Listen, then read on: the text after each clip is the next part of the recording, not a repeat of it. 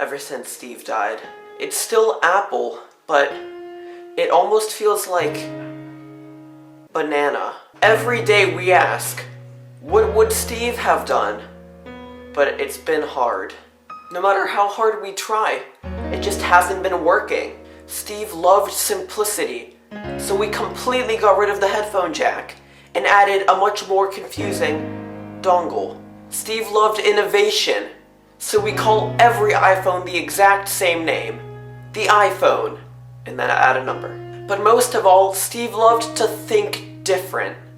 That's why we milk the same concept over and over and over again. Here at Apple, we're completely focused on leading the world in innovation and technology, and that's why we chose our mission statement.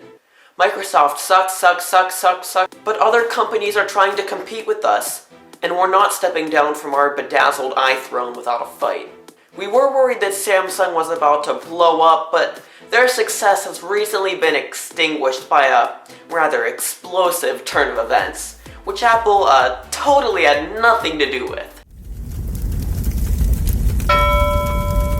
Nokia actually creates phones that don't break after a 1-foot drop, or if you dip them in a puddle. Microsoft is still pretty new in the phone business, so as long as they don't do anything crazy, activate Plan B, Microsoft is taking over. Now, Google is a great company. They're great, Apple supports them 100%, and it's not just because they spy on us 24/7 through our computers. See, this is why we need something new, something fresh to save us, something that's never been done before. We need another iPhone, the iPhone 8. Of course, we're keeping the same formula as all of our previous iPhones. We take the last one, make it longer, and then pretend it's different. Just kidding. If we made the iPhone any bigger, it would look like a brick with a screen. We just want to make improvements so that the iPhone can be more practical for the everyday user. And that is why I am pleased to announce 4D Touch. It's like the old 3D Touch that we had, but when you press hard on something, it also releases a scent. So for example, if you press on a flower, it will release some kind of flower scent from your phone. We just think that this is going to be really practical and really useful for the everyday user. We're continuing our trend from the iPhone 7 and adding some new cameras. We're going up from 2 cameras to a new quad camera feature. So now all of your pictures and videos will be in 16K, but since that's higher than the human eye can even see, it won't really matter. We're also continuing to add some new colors to spice things up.